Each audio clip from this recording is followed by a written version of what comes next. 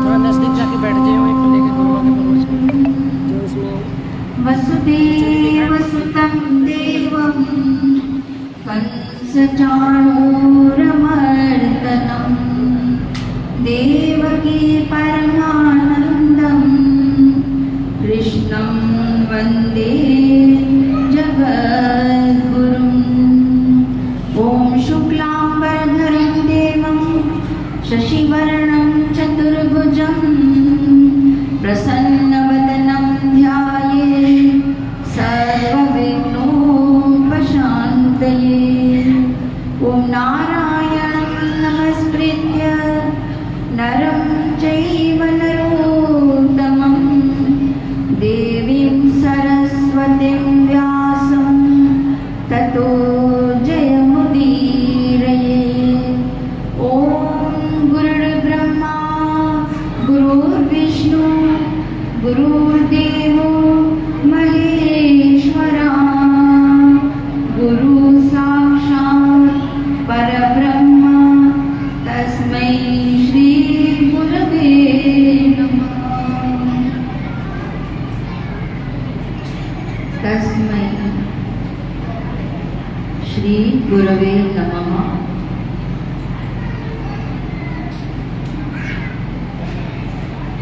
परब्रह्म स्वरूप परम पूज्य परम आराध्य श्री सद्गुरुदेव भगवान के कमल चरणों में इस सेविका का और देश विदेश के सभी भक्तों का अनंत कोटि साष्टांग दंडवत प्रणाम है। भगवान की परम प्यारी आत्माओं के स्वरूप में मैं आप सबको हृदय से नमन करती हूँ। सिया राम मैं सब जग जाने करम प्रणाम जोड़ी जुग पानी सारा संसार भगवान सीताराम का स्वरूप है। उसी स्वरूप को मैं पुनः पुनः आप सबके अंदर अनुभव करते नमन करती हूँ। बहुत आपने आनंद उठाया भजन कीर्तन का, झूम झूम के गाया। आज दिन ही ऐसा है, भगवान की जयंती है, भगवान प्रकट हुए हैं। और भगवान कब नहीं है, भगवान तो हमेशा है। पर जन्माष्टमी का त्यौहार को लेकर के हम उनका ये जन्माष्टमी के नाम से त्यौहार मनाते हैं। हम ही नहीं मनाते, पूरा संसार मना रहा है। तो ये पूर्ण कला 16 कला भरपूर भगवान श्री कृष्ण का अवतार है। 10 अवतारों में सबसे प्रमुख है। भगवान ने प्रतिज्ञा करी गीता में, यदा यदा हि धर्मस्य ग्लानिर्भवति भारत अभ्युत्थानं धर्मस्य तदात्मानं सृजामि। भगवान का अवतार क्यों हुआ? भगवान ने कहा जब जब धरती पे पाप बढ़ जाता है, संतों के ऊपर प्रहार होता है और दुष्ट वृत्ति बढ़ जाती है, तब तक मैं अवतार लेता हूँ। और भगवान का अवतार कहाँ हुआ है? जेल में, कारागार में। और अवतार लेने का अर्थ क्या है? आप थोड़ा ध्यान से सुनेंगे तो समझ में आएगा। अवतार में 2 शब्द हैं, अव और तार। अव कहते हैं नीचे को, तार कहते हैं उतरने।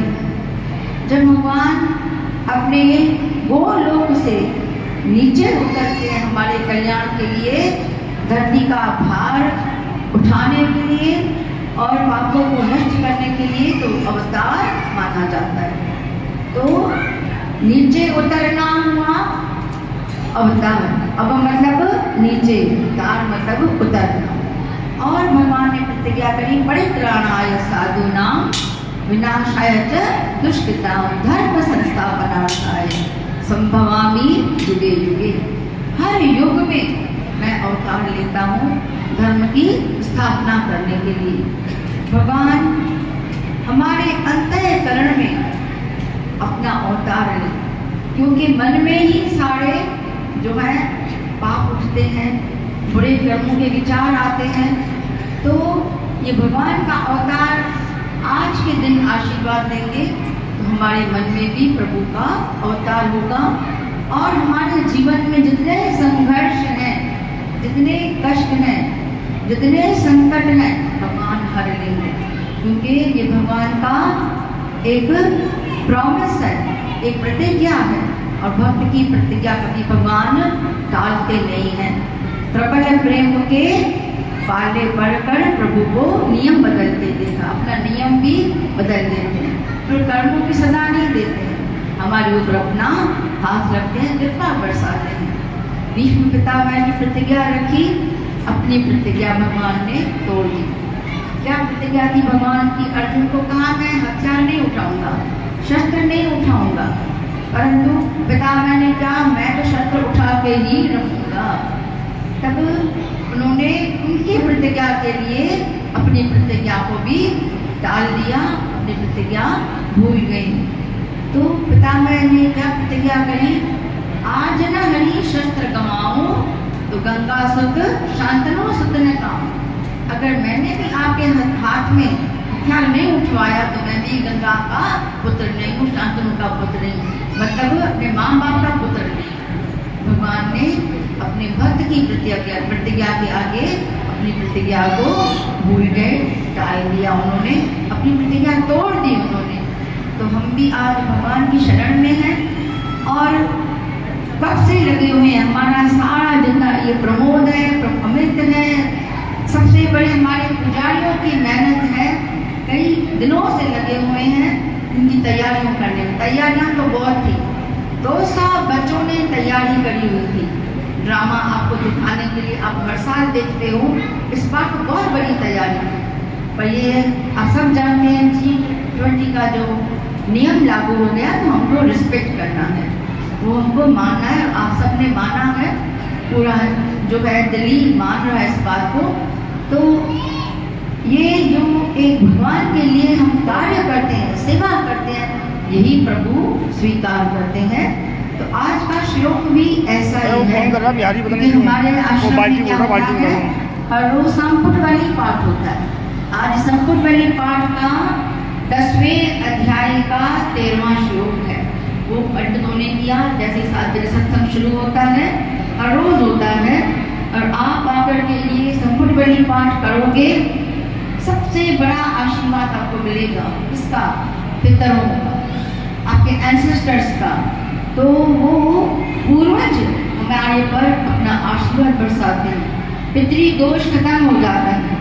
आप कहेंगे हम कैसे करेंगे? आसपास जो रहते हैं वो आकर के रोज पाठ करें।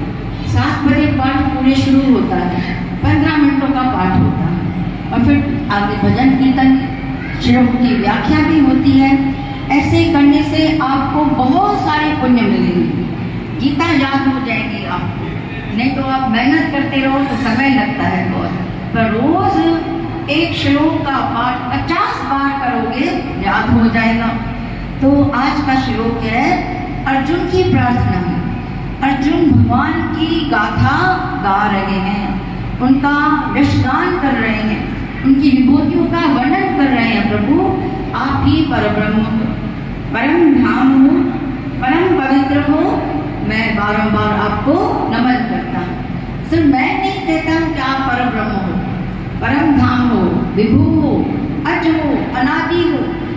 ऐसी प्रार्थना नारद ने भी करी, ऐसी प्रार्थना ऋषि वेदव्यास ने करी, ऐसी प्रार्थना पुलह ऋषि ने करी। सारे ऋषियों ने आपका जस गाया है, गुणगान किया है। मैं तो कुछ भी नहीं हूँ, परंतु अर्जुन भगवान का परम भक्त था।